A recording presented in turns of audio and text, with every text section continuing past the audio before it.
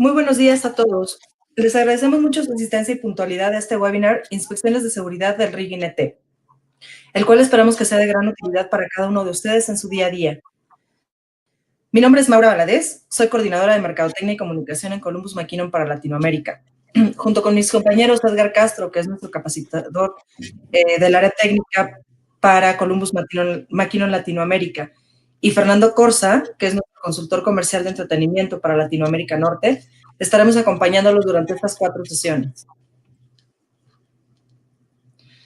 Quiero iniciar platicándoles brevemente quién es Columbus McKinnon. Somos una empresa con más de 140 años de experiencia. Esto brinda a nuestros usuarios la tranquilidad de utilizar productos seguros y de excelente calidad. Contamos con una planta de manufactura en Latinoamérica. Somos capaces de ofrecer tiempos de soporte y entrega inmediatos en materia de motores para entretenimiento, polipastos y accesorios de forja y rigging. Cabe mencionar que nuestros productos están alineados a las normativas europeas y americanas. Esto se traduce en gran confiabilidad, contando con un gran portafolio para satisfacer las más exigentes necesidades tanto industriales como de entretenimiento, tal como sucedió en los Juegos Olímpicos de Beijing de 2008, en donde tuvimos la oportunidad de proveer equipos para distintos escenarios. Es importante comentar también que contamos con centro de servicios certificados en Latinoamérica, así como una universidad. Todo esto nos permite responder a sus necesidades de reparación de equipos, capacitación y entrenamiento con personal altamente calificado.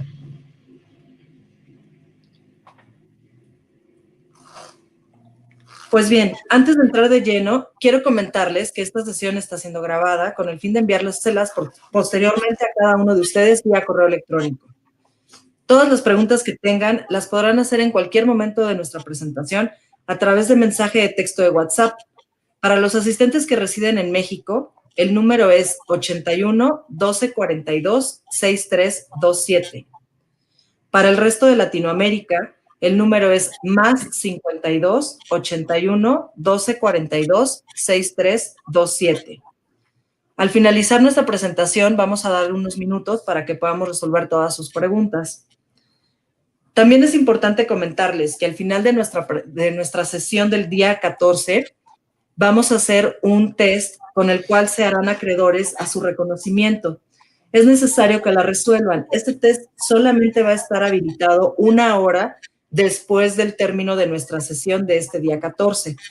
Por lo menos tendrán que tener 14 aciertos de 20 para poder ser acreedores a este reconocimiento, el cual se estará enviando en la semana del 18 al 22 de mayo por correo electrónico. Es importante comentarles que este curso proporciona sugerencias para la inspección, uso seguro y cuidado de los accesorios de RIG INT. De ninguna manera se debe tomar esta información por sobre ninguna ley, regulación o requerimientos nacionales o internacionales. Ahora sí, los dejo con el ingeniero Edgar Castro, quien, como les comentaba, es nuestro coordinador de capacitación técnica para Latinoamérica y quien además es rigger certificado por la ETCP y el Crane Institution of America. Adelante, Edgar. Gracias, Maura, y buen día a toda la audiencia. Gracias por acompañarnos en esta primera sesión de este webinar titulado Inspección de Seguridad en el RIG del Espectáculo, en el que durante las 4 sesiones de este webinar abordaremos las siguientes temáticas: normatividad internacional aplicable, inspección y criterios de rechazo y reemplazo de los principales componentes de RIG INT, como eslingas, ganchos, grilletes, cáncamos, conectores, tensores, poleas y, por supuesto, las estructuras truss. Eso durante las 4 sesiones del webinar, de aquí al jueves. Pero el día de hoy solo abordaremos la normatividad internacional que se aplica al rigging y la inspección de eslingas de cadena y eslingas de cable con respecto a esas normatividades. ¿Okay? En cuestión de normatividad, existe por un lado el programa de estándares técnicos de la ESTA. ¿Quién es la ESTA? Bueno, es una organización internacional desarrollada específicamente para atender a la industria del espectáculo en cuestión de normas, uso seguro, procedimientos, pruebas, inspecciones y mantenimiento, específicamente en las aplicaciones de montaje y desmontaje de espectáculos. Cabe mencionar que es este organismo a donde pertenecen los programas de acreditación y certificación de la ETCP para los riggers del espectáculo, principalmente en Estados Unidos. Este programa normativo, además, es el único en la industria del espectáculo acreditado por la ANSI. La ANSI es el Instituto Nacional de Estándares Americanos, el cual es altamente reconocido a nivel internacional. Y por ello, este programa es utilizado por fabricantes, como es el caso de Columbus McKinnon, por proveedores, instaladores y clientes, usuarios finales de la industria del espectáculo alrededor del mundo. Por otro lado, tenemos los estándares de la ASME, que es la Sociedad Americana de Ingenieros Mecánicos, y que funge también como organismo normativo internacional.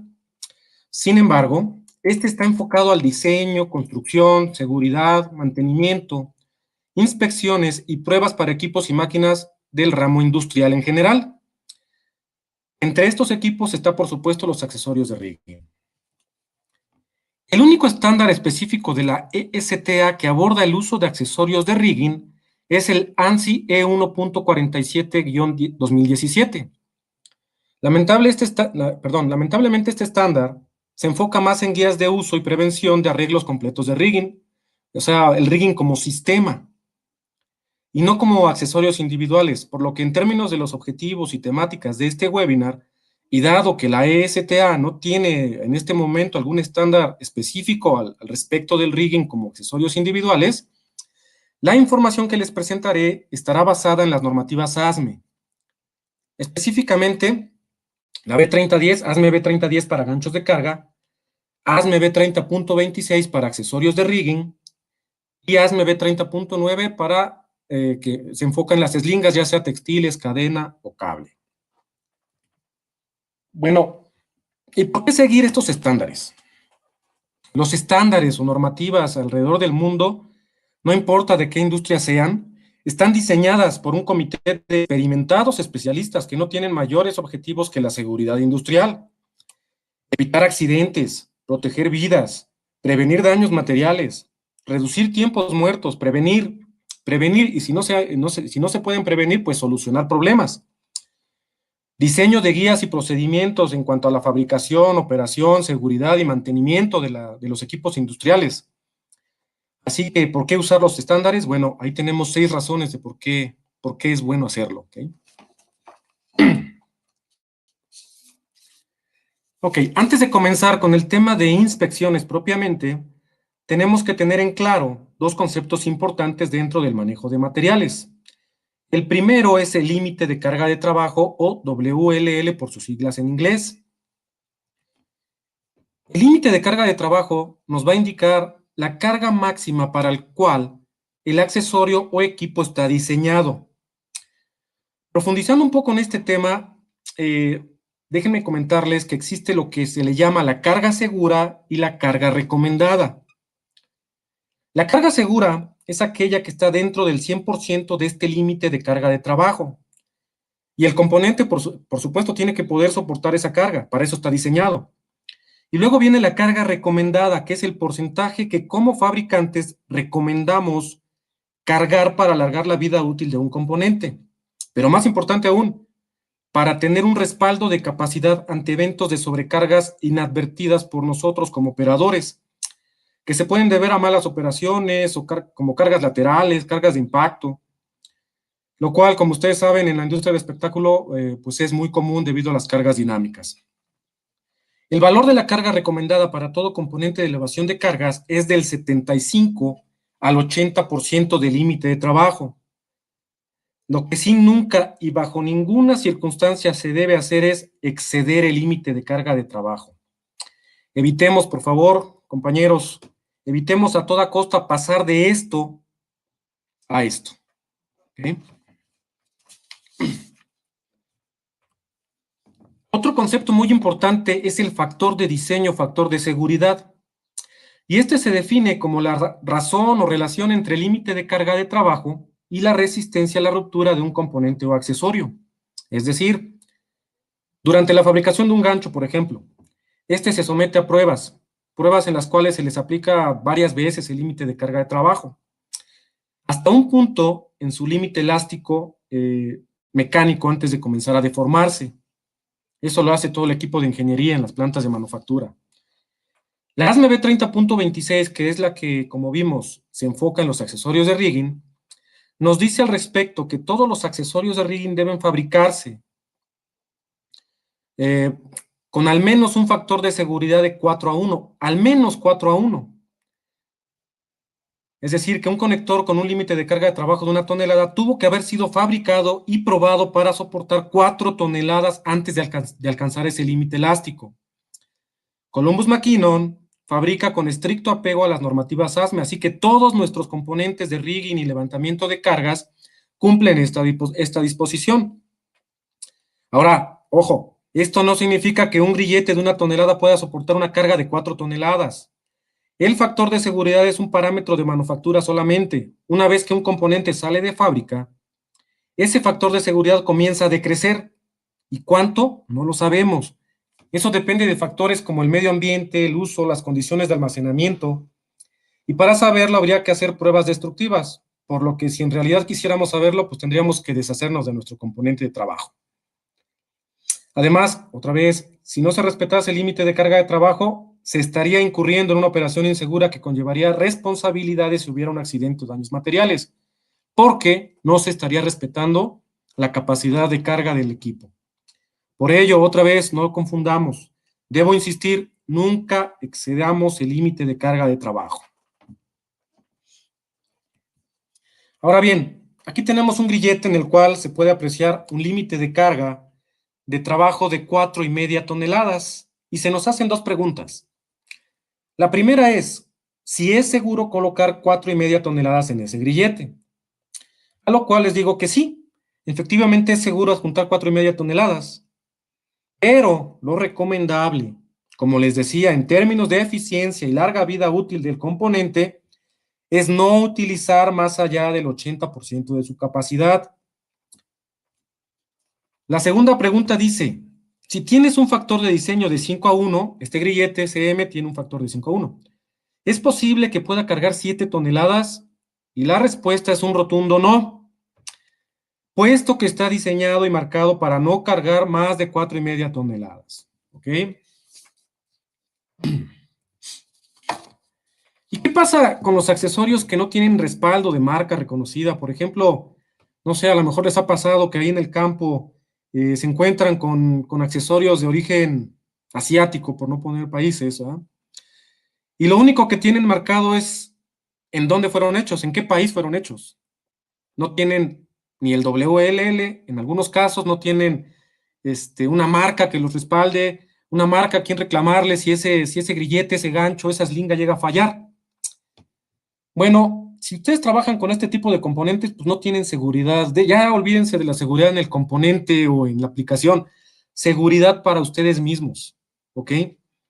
Si ese grillete o esa eslinga llegara a fallar, bueno, ¿a quién le van a reclamar? ¿Quién les va a responder? ¿Quién les va a respaldar? ¿Ok? No hay ningún tipo de respaldo o seguridad en el uso de componentes que no siguen normativas. No hay garantía. No hay manera de saber qué factor de seguridad están cumpliendo. Tal vez ni tengan factor de seguridad. ¿Ok? Ok, pasemos al tema de inspección de eslingas. No olviden hacer sus preguntas. Si tienen alguna duda, pueden ir haciendo sus preguntas vía WhatsApp a los números que ahorita van a ir apareciendo en las diapositivas. Al final vamos a abordar todas las preguntas que nos hagan llegar.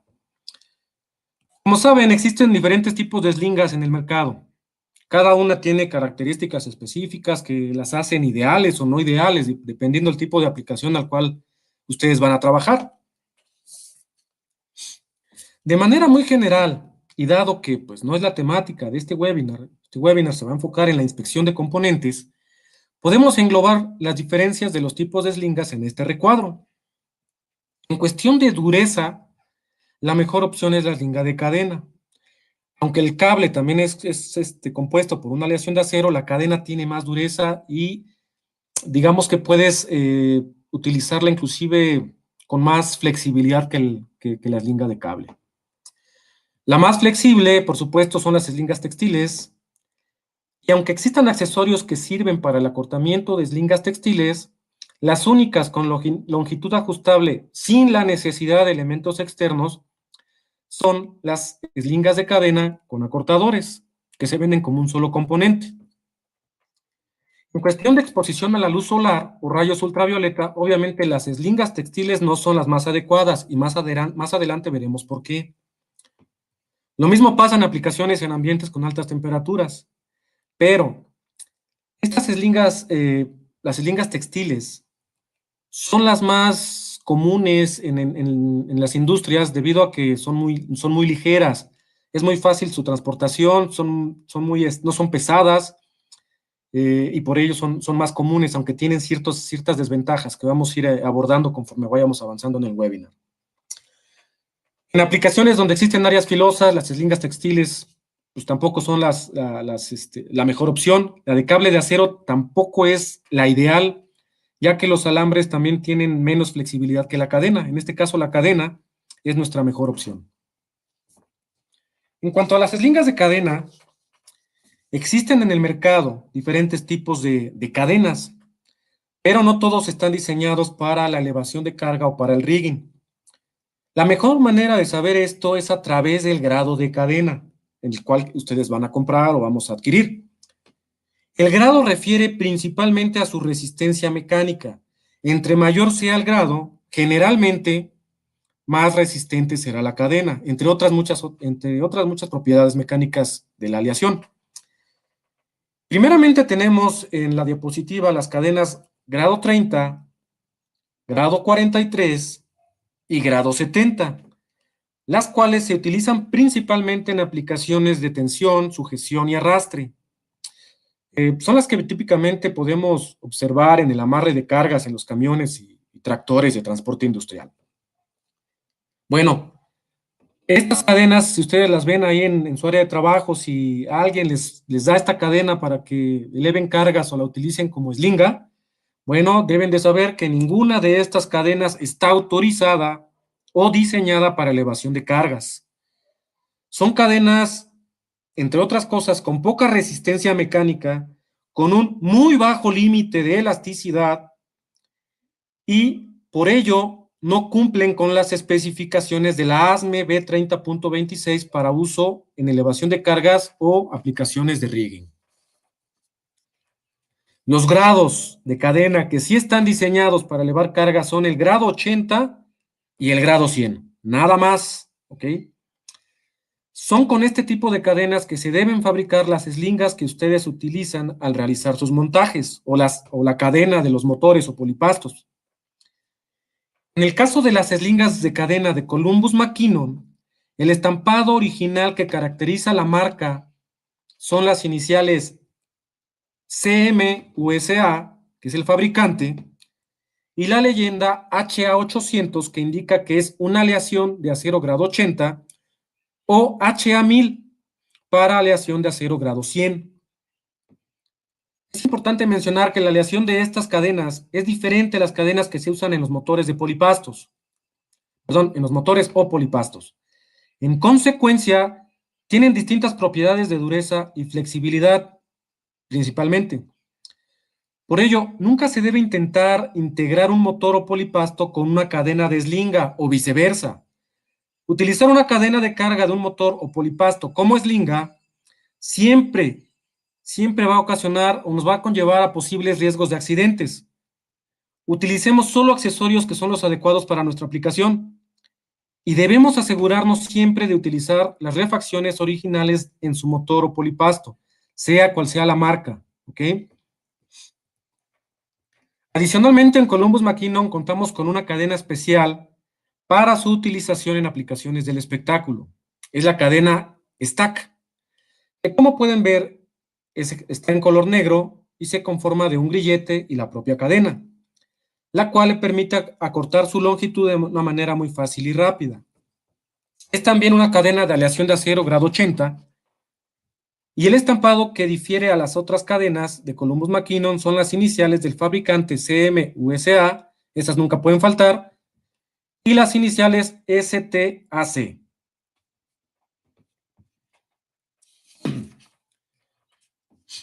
Ahora, la configuración de una eslinga de cadena viene dada por una combinación de 3 letras. Así es como la encontrarán en su etiqueta de identificación. La primera letra nos va a indicar ¿cuántos brazos o ramales tiene la eslinga? Y en este caso vemos que tiene 3 ramales, por lo que corresponde la letra T.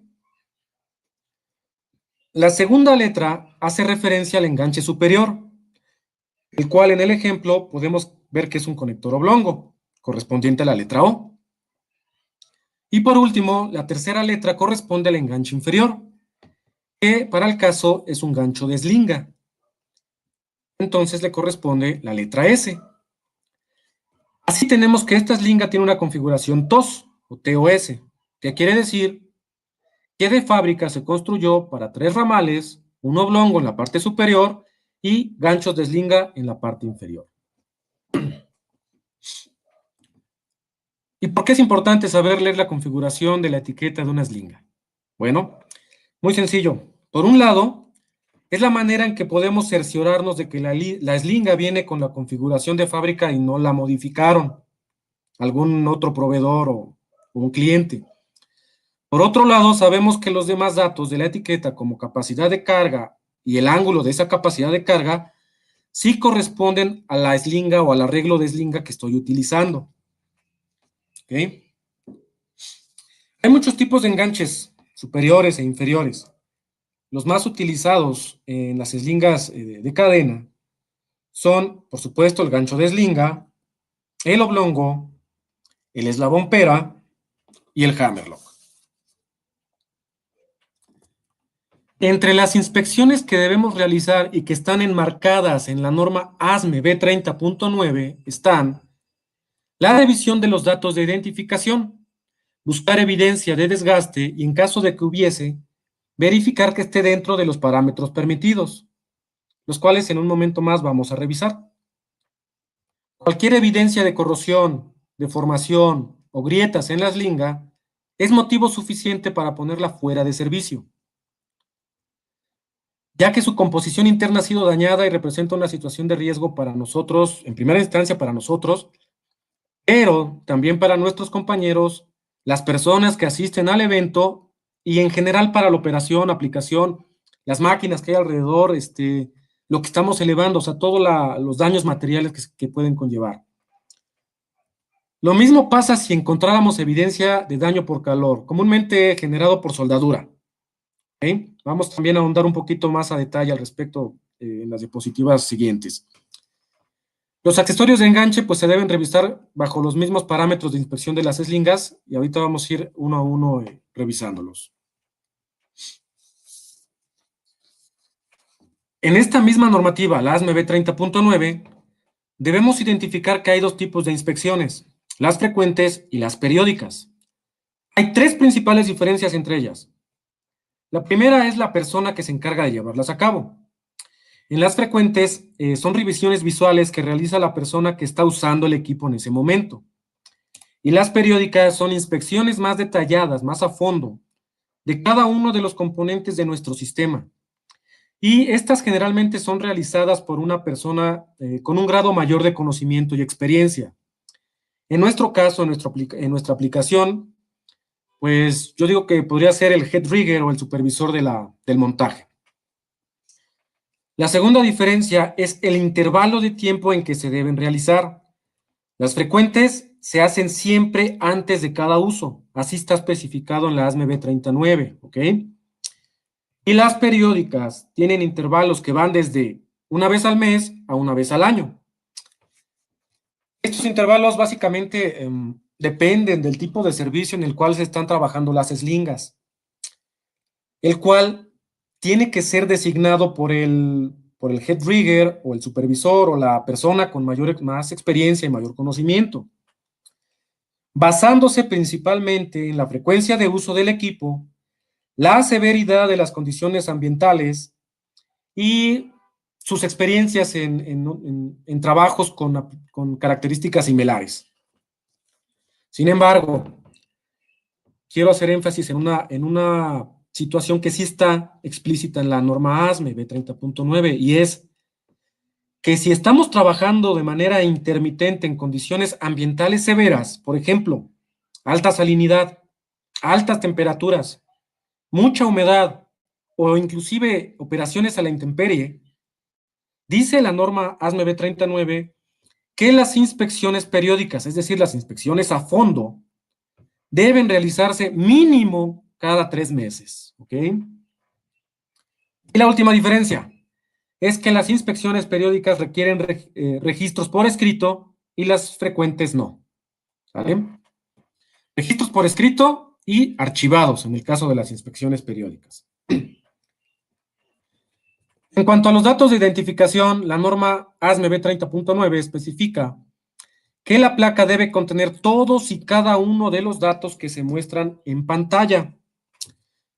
Capacidad y ángulo nominal de esa capacidad, extensión de la eslinga, grado de la cadena y diámetro de esa cadena, nombre o logotipo del fabricante, número de ramales y número de serie.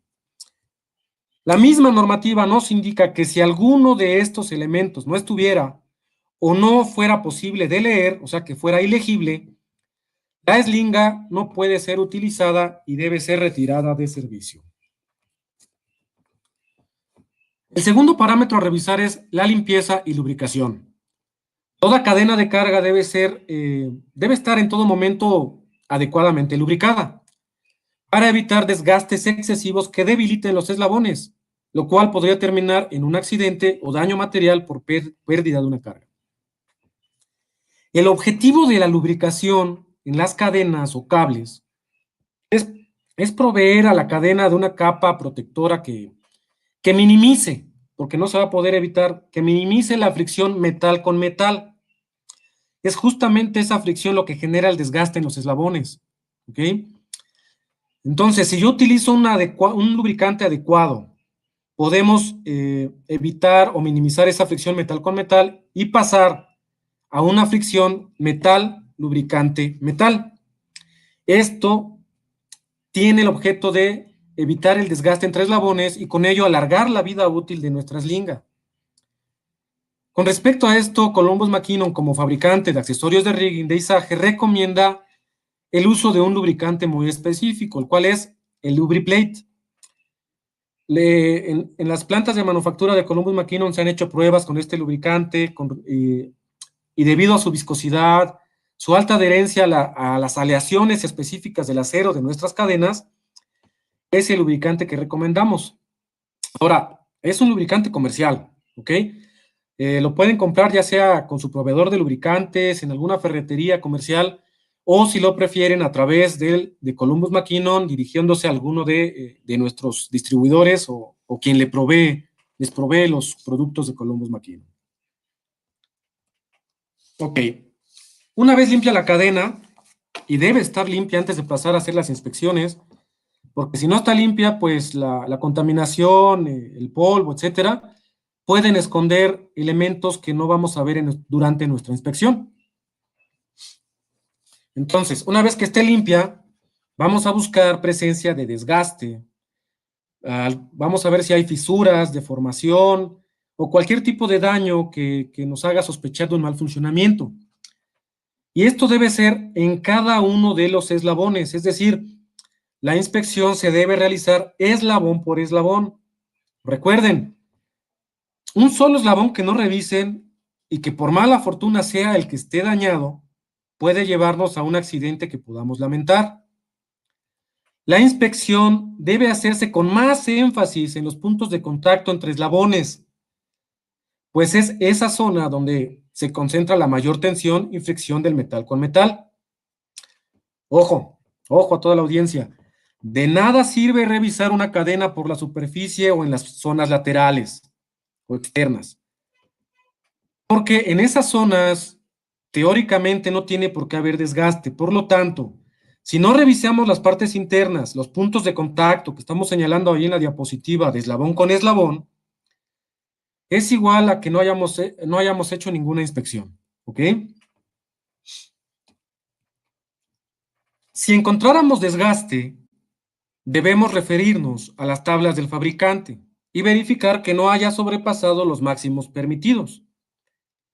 En el caso de las eslingas de Columbus McKinnon, esta tabla nos muestra el mínimo diámetro que deben tener nuestras cadenas tanto en pulgadas como en milímetros para que todavía sean consideradas seguras para su operación. Podemos ver, por ejemplo, que para la eslinga de media, el mínimo diámetro permitido para su operación segura es de 0.443 pulgadas o 11.3 milímetros. En caso de que este espesor mínimo sea rebasado, la eslinga debe ser reemplazada, ya no puede seguirse operando. ¿Okay? Otros criterios de reemplazo de una eslinga de cadena son presencia de eslabones doblados o torcidos, elongación o alargamiento de los eslabones, lo cual en el caso de las eslingas de cadena, a diferencia de las cadenas de motores o polipastos, es más visible porque las cadenas de eslinga tienen un porcentaje de elongación un poquito mayor, lo que hace que la elongación sea perceptible al ojo humano. Entonces, a la primera señal de que nosotros percibamos que los eslabones o un solo eslabón se está deformando, se está alargándose, debemos retirar la cadena de servicio. Daño por calor, que como les comentaba antes, es generalmente aplicado a través de soldadura o desbaste de material. Bueno, en este caso no quiero dejar pasar la oportunidad de mencionarles que ninguna eslinga de carga o cadena de polipasto o motor, de la marca que sea, no puede ser reparada en campo. No se puede soldar, no se puede esmerilar, es más, no se puede modificar de ninguna manera. La soldadura o el desbaste, en este caso, genera una gran cantidad de calor y el calor daña las propiedades de un metal. En consecuencia, es altamente probable que el metal, al ser calentado, haya sido debilitado y ya no sea capaz de soportar la carga para la cual fue diseñado. Así que, por favor, no suelden, no utilicen la cadena como tierra o cualquier otro accesorio de rigging. A la señal de una mínima salpicadura de soldadura en un eslabón, retiremos la cadena de servicio, no trabajemos de manera insegura, no pongamos en riesgo nuestra integridad o la integridad de nuestros compañeros o la integridad de la gente sobre la cual se está haciendo el montaje, por favor.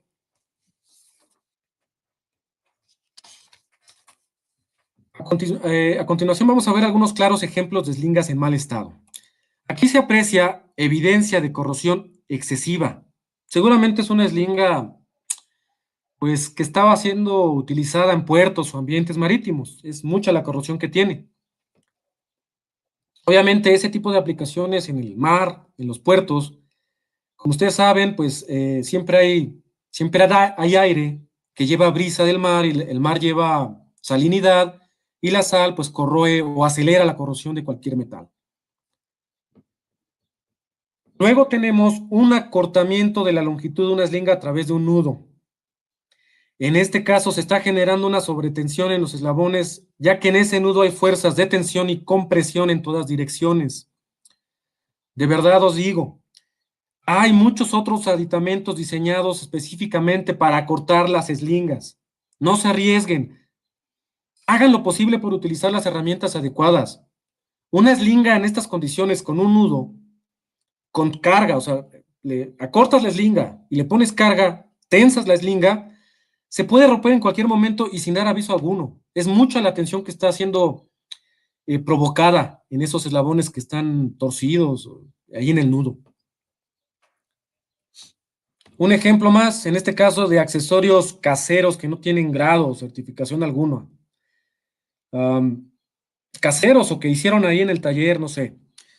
Estas modificaciones anulan la seguridad del componente, ya que, y los ponen en riesgo a ustedes mismos y a toda la operación en sí, ya sea que sea la cadena, sí, del fabricante, sí, la cadena original, pero los ganchos son caseros o son modificaciones, pues ahí ya se pierde la seguridad y la certificación de toda la eslinga completa. ¿Okay? Y en este último ejemplo podemos observar que se desbastó el material de uno de los eslabones. No sé realmente con qué intención, siempre me lo he preguntado, no encuentro la respuesta en verdad, pero el punto es que además de ocasionarle un excesivo calor al metal, desbastaron tanto el material que llegaron incluso más allá de la mitad del diámetro del eslabón. Y bueno, no hay que ser un gran especialista en cadenas para concluir que entre menos material yo tenga en mi componente o en mis cadenas, menos carga voy a poder resistir. Y no importa todos los otros, no importa que todos los otros eslabones estén en buenas condiciones. Si este eslabón se rompe, pues perdemos la carga, perdemos la eslinga y tenemos un accidente, ¿ok? Edgar, perdóname, te voy a interrumpir unos minutos. Quiero hacer una pregunta para nuestro público que nos escucha. Ok. Si me permites, por favor, solo te robo un minutito. Sí.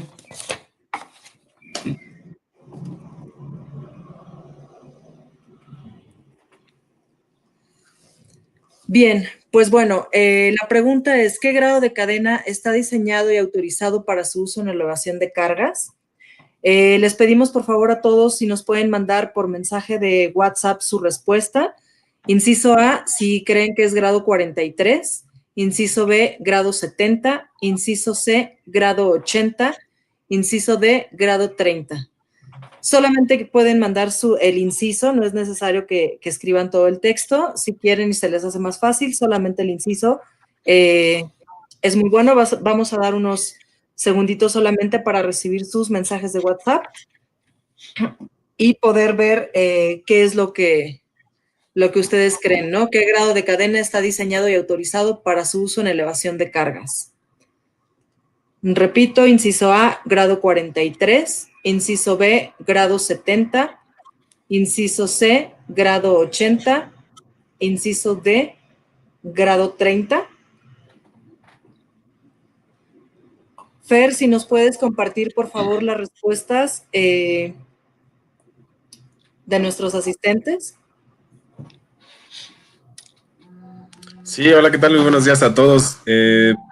Mira, prácticamente tuvimos un 80% de las personas nos indican que lo correcto sería usar el grado C, perdón, el grado 80, que es el inciso C, y el resto nos están indicando múltiples opciones, ¿no?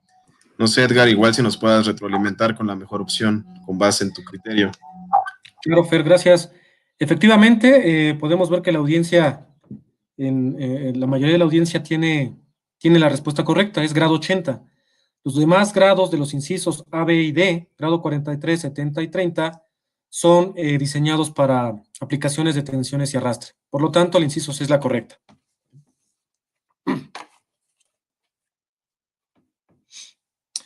Perfecto, Bueno. muchas gracias, Edgar. Continuamos entonces con la presentación. Ok, gracias, Mau. Ok, en cuanto a enganches, los mismos criterios de rechazo anteriores aplican para los enganches superiores e inferiores. En este caso, los datos que deben tener cada uno son nombre o logotipo del fabricante, límite de carga de trabajo o diámetro y el grado del material. En el caso de desgaste se especifica que si el diámetro alcanza un 10% de reducción o más con respecto al diámetro original, el componente debe ser reemplazado. Ejemplos de enganches en mal estado o en muy mal estado. Un oblongo dañado por calor o químicos probablemente. Un oblongo muy elongado y conectores con desgaste excesivo. Fíjense lo que les comentaba. En estos accesorios es evidente el desgaste en los puntos de tensión. Prácticamente en las laterales no podemos observar ninguna modificación o daño. Es específicamente en los puntos de tensión. Ok, eso es todo referente a eslingas de cadena. No olviden enviar sus preguntas vía WhatsApp al respecto. Ahora vamos con las eslingas de cable. Primero veamos un poco la estructura de un cable de carga. El cable en su centro está conformado por un núcleo o alma, la cual puede ser de acero o de materiales sintéticos. Alrededor de este núcleo se enrollan una serie de torones o cordones compuestos de alambres de acero que a su vez se enrollan alrededor de otro núcleo. Al igual que la cadena de acero, el cable de carga tiene diferentes grados de material, identificados como IPS, siendo el de menor resistencia, EIPS y EIPS como el de mayor resistencia. También existen diferentes tipos de torcidos en el cable de carga durante su fabricación. Los más comunes y comerciales para elevación de carga son el regular, ya sea izquierdo o derecho, en el cual los torones se enrollan hacia un sentido y los alambres de esos torones hacia el sentido contrario. Este torcido brinda mayor facilidad de manejo y mayor resistencia a la formación de pocas o dobleces. Y luego tenemos el torcido paralelo o torcido Lang, igual ya sea izquierdo o derecho. Y es llamado paralelo porque los torones y los alambres de esos torones se enrollan en la misma dirección. Es este torcido el cable que brinda más resistencia y flexibilidad, pero es más propenso también a torcimientos. Por ello, la ASME 30.9 en su párrafo 2.2.1 especifica que solo deben utilizarse el torcimiento paralelo para la fabricación de lingas de cable.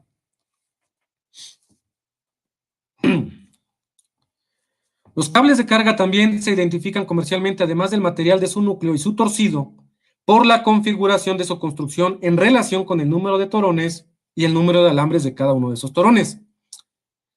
Así entonces, un cable de carga que tiene una configuración 6x19 quiere decir que está conformado por 6 torones y en cada torón tenemos 19 alambres.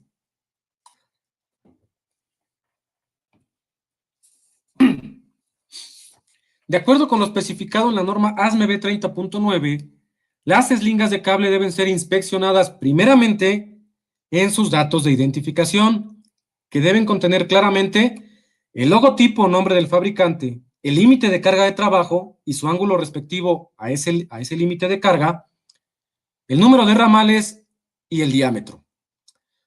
Se deben buscar presencia de desgaste o alambres rotos. Deformaciones. Ningún tipo de deformación está permitida en presencia de fisuras, mellas, corrosión. La eslinga debe ser reemplazada. Igual que en las eslingas de cadena, las eslingas de cable no pueden ser reparadas y no está permitida ninguna intervención que implique la soldadura o desbaste de material. Si se encontrase soldadura, por mínima que sea, la eslinga no es ya segura para su operación y debe retirarse de servicio. Igual, los mismos criterios aplican para los enganches superiores e inferiores. En caso de que se encontrasen alambres rotos, hay un máximo permitido. Pero antes tenemos que entender el concepto de ley que aparece en las normativas. El ley se define como una unidad de medida cuya longitud abarca la distancia que un torón se lleva en dar una vuelta completa alrededor del alma del cable, tal como lo podemos ver ahí en la animación.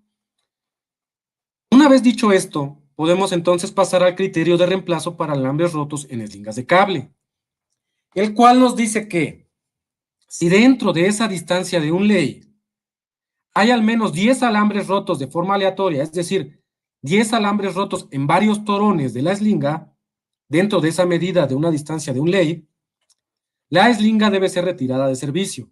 O, si en esa misma distancia de un ley hay al menos 5 alambres rotos pero en un solo torón, igualmente la eslinga debe ser retirada de servicio. ¿Okay? Pero ¿qué pasa si encontramos alambres rotos que se asoman de entre los torones? Bueno, en este caso la eslinga debe ser retirada de servicio inmediatamente al encontrar un solo alambre roto en estas circunstancias. ¿Por qué? Porque este alambre que se asoma de entre los torones proviene del alma del cable, la cual no está expuesta y por lo tanto no sabemos realmente hasta qué punto esté dañada. En consecuencia, hay un alto riesgo de que ese cable se fracture y no sabemos si eso pueda suceder en el siguiente levantamiento, en el segundo, en el tercero o cuándo. El mismo caso de alambres rotos es el mismo caso en los alambres rotos que provienen de las terminaciones de la eslinga. Al tener un alambre roto que se asoma desde un extremo, desconocemos a qué nivel se encuentra el daño de la eslinga en el extremo oculto. Así que no podemos seguir utilizando esa eslinga. Bajo normativa, esta eslinga debe ponerse fuera de servicio. Ahora, en cuanto a desgaste, al encontrar que en una eslinga se reduce el diámetro en alguna sección, se debe medir ese diámetro de extremo a extremo en los torones. Me ha tocado muchas ocasiones presenciar malas inspecciones de un cable debido a una mala medición de ese diámetro. Debemos tener cuidado en no medir el diámetro en secciones aplanadas o no apretar la herramienta que estamos utilizando, porque en dado caso nuestra medida no será precisa y de nada nos va a servir como una referencia. Una vez realizada la medición apropiada de la reducción de diámetro, debo verificar que ese desgaste se encuentre dentro de los parámetros permitidos. Para ello, hay que dirigirse a las tablas de cada fabricante. En el caso de las eslingas de Columbus McKinnon, tenemos que existen las siguientes reducciones permitidas con respecto al diámetro original de cada eslinga. Desde 1,64 de pulgada para eslingas de hasta 5,16 hasta 3,32 de pulgada para eslingas de entre 1,1 a 1,5 pulgadas. También en presencia de dobleces, la eslinga debe ser retirada de servicio. ¿Ok? Esto es más común de lo que yo quisiera. Lamentablemente, en casi todas las visitas de campo que he realizado se utilizan eslingas en estas condiciones, sin saber que los alambres internos de esta eslinga están fatigados. Y en caso de que durante las maniobras ese doblez se encuentre con algún obstáculo, una mala operación, lo doble en sentido contrario, hay una muy alta posibilidad de que esta eslinga se rompa. Tal como pasaría con un alambre que doblas en una dirección y luego lo doblas en la dirección opuesta. ¿Ok? Otros criterios de rechazo en la eslinga de cables son las cocas o jaulas de pájaro generadas generalmente por cargas de impacto, empalmes o modificaciones en campo que, por supuesto, no tienen certificación y no proporcionan seguridad alguna, torcimiento o desenrollamiento de los torones y corrosión causada principalmente por falta de lubricación. Bien, hasta aquí abarca la temática o los temas de nuestra primera sesión y pasamos a la parte de preguntas y respuestas. ¿Alguna pregunta que te haya hecho llegar la audiencia? Muchas gracias, Edgar. Sí, realmente estuvimos recibiendo bastantes preguntas a través del número de WhatsApp. De hecho, han sido bastantes preguntas. Se les quiere notificar a la audiencia es que todas sus preguntas van a ser respondidas. Hemos seleccionado las más comunes o las más de mayor importancia para responder en línea, pero posteriormente estaremos haciendo llegar la respuesta a cualquier pregunta que nos puedan hacer, ¿vale? En cuestión de la primera pregunta, Edgar, pues casi es de las cadenas. ¿Cómo nosotros podemos diferenciar cuando el desgaste es por un desgaste de calor, un desgaste en general? Bueno, el desgaste en general es por fricción y la manera en la que vamos a diferenciarlo es porque hay como eso a la parte donde está esa imagen, hay como unos rayones en el metal, ¿no? Déjame con esta parte ahorita.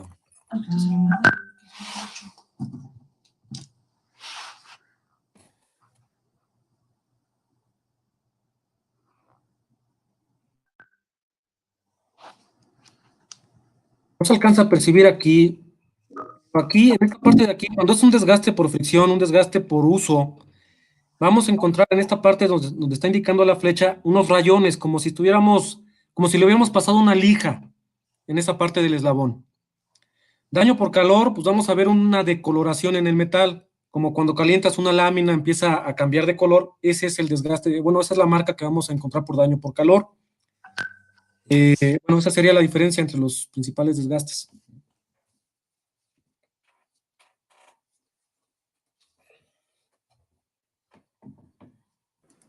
Muy bien, Edgar. Con respecto a el mismo tema, que es eslingas de cadenas, me indican cuál es la mejor manera de limpiarlas. Mencionabas que por ahí el lubricante que más recomendable es el Lubriplate, pero muchos tienen la duda de cuál es el mejor procedimiento para la cadena. Si tiene que ser con un aditivo especial o con algún químico en específico? No hay un aditivo especial o específico para la limpieza de cadena. Lo que tenemos que verificar es que no utilicemos un solvente o un aditivo que tenga ácidos, que pueda causar daño al metal. Yo lo que recomiendo es que se limpie con el mismo lubricante, con el Lubriplate, un lubricante de cadenas. Es la recomendación que hacemos en Columbus McKinnon. Y hay diversos procedimientos. Se puede dejar la cadena, se puede meter la cadena en un bote, en un balde con el lubricante, limpiarla ahí en el balde y luego dejarla secar, dejar que escurra todo el exceso de lubricante.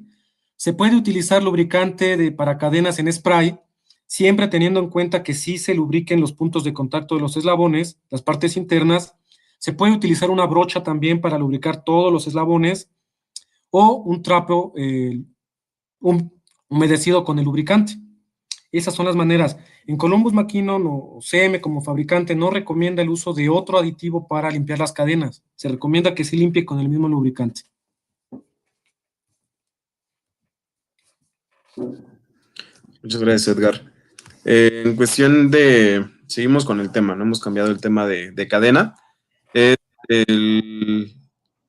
algún momento del manipuleo y la ejecución del trabajo, estas eslingas o los eslabones ya pueden llegar a recibir fracturas internas sin que puedan ser captadas, o sea, sin que puedan ser visibles. Sí, se puede llegar a tener fracturas internas, para lo cual existen otros tipos de procedimientos. Generalmente el más utilizado es el de partículas.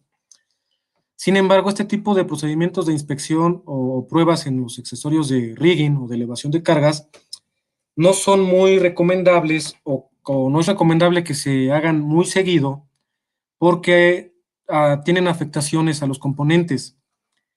Aquí el punto importante es de que antes de que haya fracturas internas, lo que va a pasar es que va a haber indicios externos que van a dar aviso de que más adelante va a haber un daño interno. Entonces tenemos que estar atentos a esos indicios externos y una vez que encontremos una fisura en la parte exterior, un desgaste, una elongación, ya no utilicemos más ese componente para que no llegue a fracturarse internamente o a tener daño interno. ¿Sí?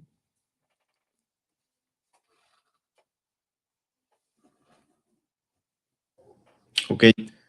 En cuestiones, cambiamos a eslingas de cable. Dice, ¿cuál es el lubricante más recomendado para este tipo de eslingas?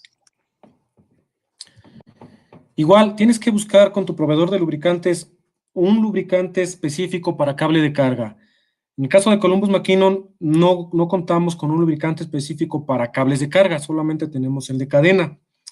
Pero cualquier lubricante que te recomiende tu proveedor que sea específico para cadenas de carga o cables de carga, en este caso para la pregunta, es el adecuado. ¿Okay?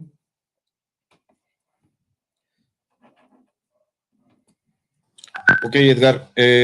Por última pregunta, como la siguiente.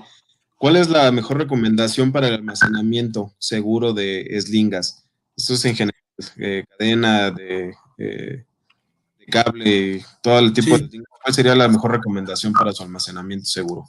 Sí, y es una buena pregunta porque en general en las visitas de campo siempre encontramos las eslingas pues amontonadas en una esquina, ¿no?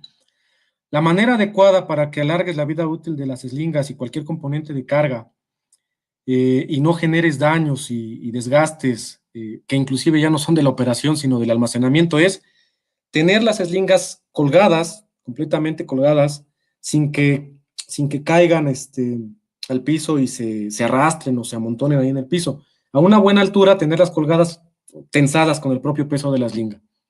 No amontonadas, no dobladas, no a la intemperie, también tienen que estar en un lugar techado, o sea, que no le llegue el agua, que no le llegue polvo, etcétera, que también son factores que van a desgastar los metales. ¿Okay? Perfecto, chicos. Muchas gracias Edgar. Gracias, Fer. Y en nombre de Columbus McKinnon, les doy las gracias también a todos los asistentes por su participación el día de hoy. Recuerden que este seminario es de 4 días. Tenemos hasta el jueves, vamos a estar a la misma hora del día de hoy, acompañándolos y tratando otros temas de interés con respecto a la seguridad. Si tienen alguna duda con respecto a capacitación, pueden contactar directamente a Edgar Castro. Él estará en la mejor disposición de apoyarles. Con respecto a asesoría comercial y ventas, están Fernando Corsa para los países de Latinoamérica Norte y Tiago Godoy para los países de Latinoamérica Sur. Ellos estarán también en la mejor disposición de apoyarles y de orientarlos en cuanto a sus necesidades. Que tengan un excelente día. Nos escuchamos mañana. Muchas gracias.